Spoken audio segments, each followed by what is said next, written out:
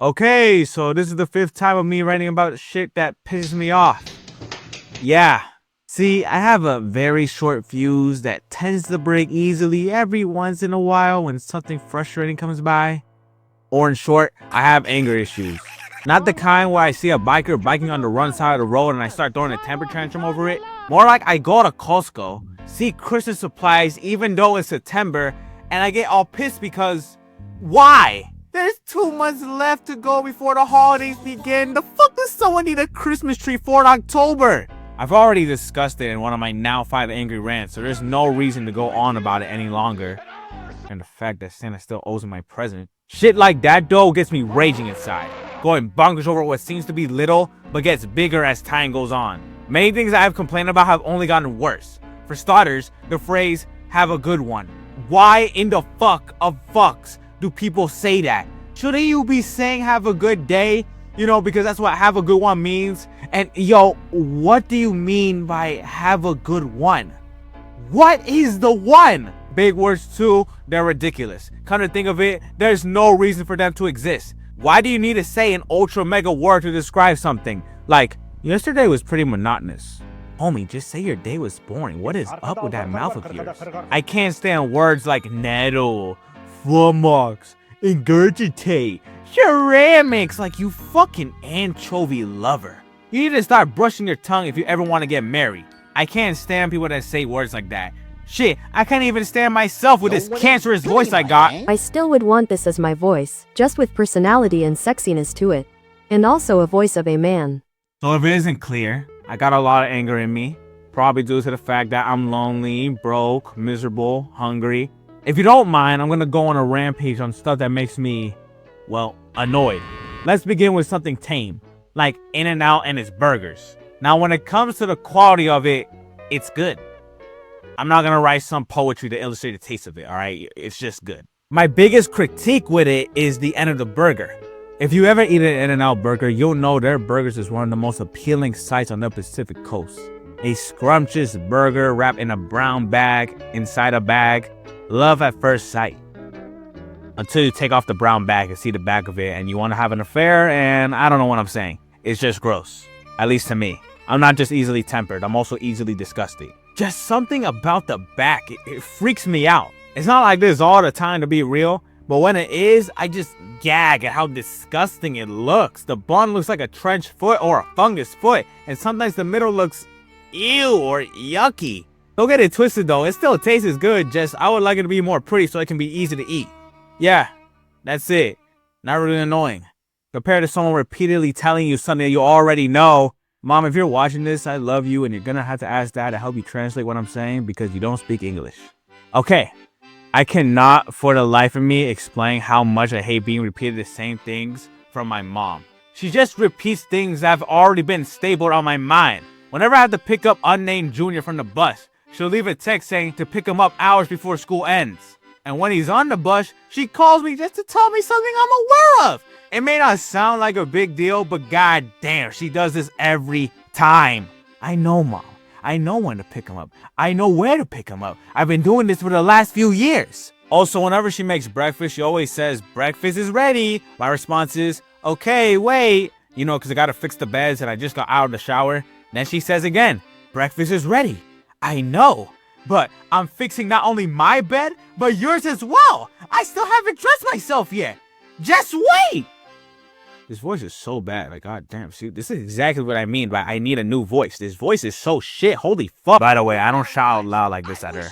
She keeps those things under her feet. I know you like to see me eat, but that's Grandma's job. She's the one that's supposed to stuff food in my mouth constantly. Stop trying to take her place. And with unnamed Junior, I always know. So stop with calls and messages. Again, I love you. Make amazing gorditas. But please, stop.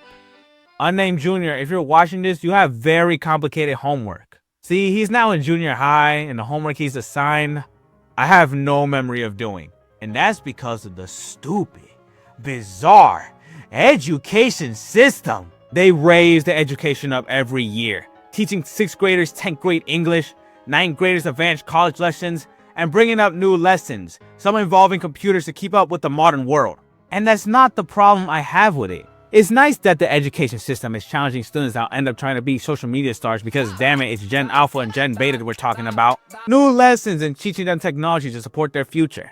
And by future, I mean streaming. My issue is how they change the methods on some of these problems, like multiplication. Every single human being should know the strategy for doing multiple equations like 15 times 15 or 283 times 46. This is it. This is how you're supposed to do it. But no, nowadays it's this, or what my brother does, this. Apparently, this is the right way for doing multiplication. Even if it is the right way, why the fuck did it take this long to figure it out?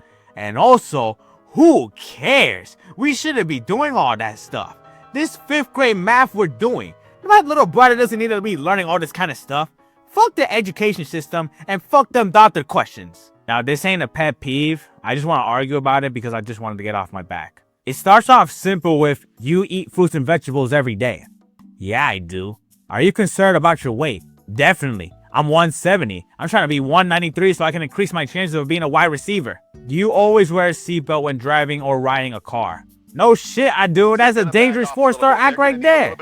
Dude, I'm sorry, but goddamn, this voice. Oh my god, this voice is so fucking horrible. God, I hate this voice so much. That probably explains why my fucking upload schedule is ass.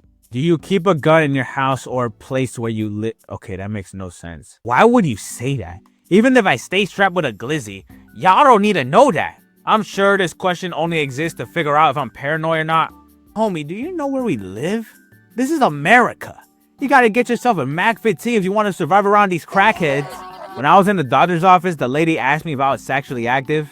Yo, don't remind me that I'm still a virgin, first of all. And second of all, you don't need to know that. Yeah, they want to prevent me getting AIDS and diabetes. Bitch, the first time going military, I'ma have some protection. So next time I come to the doctors, don't say some dumbass question like, do you think you or your partner could be pregnant? Dog, I'm not Zac Efron, giving up his chances to be Luka Doncic because his girl is pregnant and he wants to be a daddy, only for our daughter to be a thought. Zac really gave up his basketball career for a bitchy-ass daughter. She's in a relationship with a guy whose entire future revolves around being a manager at Home Depot. She attempts to force Zac into having sex. She's literally a hoe! The fact that Zac gave up his career a second time for what should be his divorced wife and called her the best decision he's ever made. She gave birth to Maleficent. The fuck is you on? If this moral ain't some bullshit. Alright, have you ever had a time where your bladder is like a ticking time bomb about to explode? You're in a car with friends on a 6-hour drive to Coachella. Shit is bubbling. Your legs are crossed trying to hold it in. Then your crew approaches a gas station. You stop to fill up the car, get snacks, and take care of that bladder. Go to the bathroom, go to the urinal or toilet, unbuckle that belt, pull those pants down, aim the wee-wee at the target, and finally...